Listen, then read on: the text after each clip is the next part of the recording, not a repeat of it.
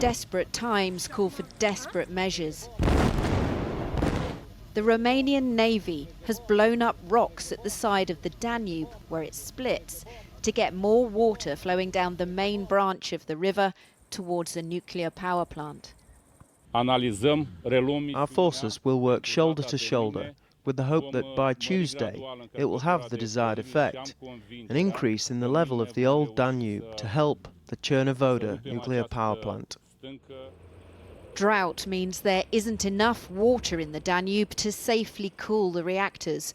One unit's been powered down completely, the second is running in restricted mode.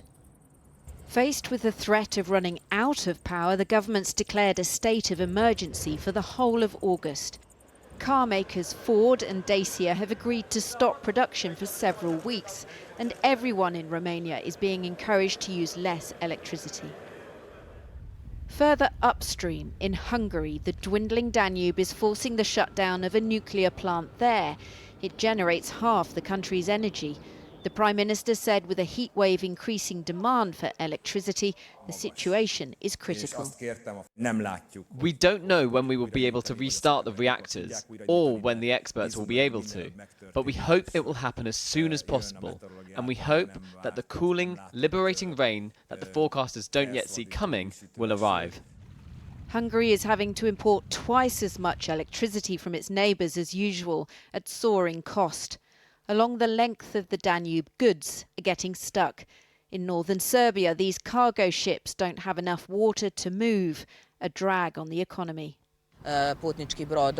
Business has just fallen, and a lot of passenger ships are cancelling their calls here because they can't reach us. It's having a major impact on tourism.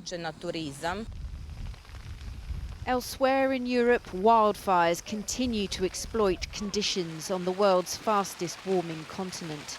Northwest of Athens, in Attica, horses run from the fire.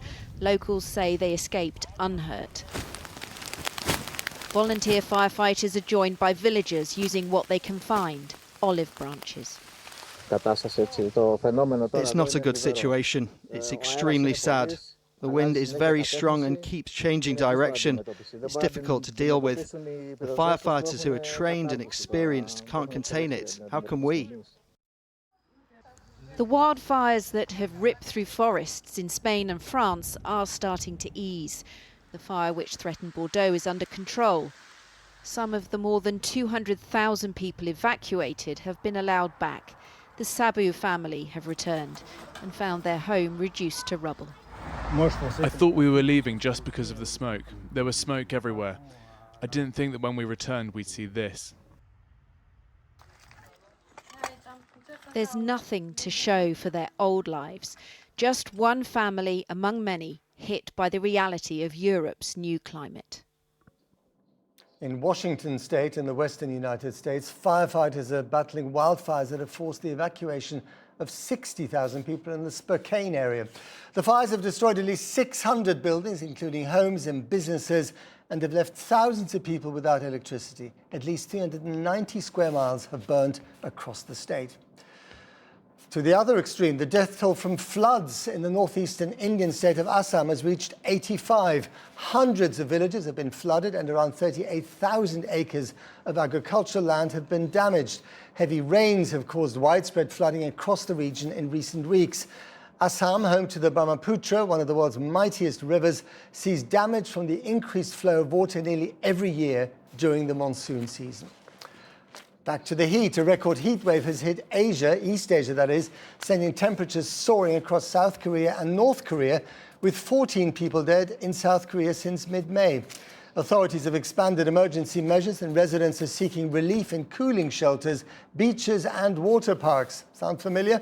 Yesterday in South Korea, the southeastern city of Yangsan recorded 42.5 degrees Celsius, the country's hottest day since records began more than 100 years ago. Now, provisional figures from the Met Office have shown that England and Wales have had their driest July in record since that date began in 1836.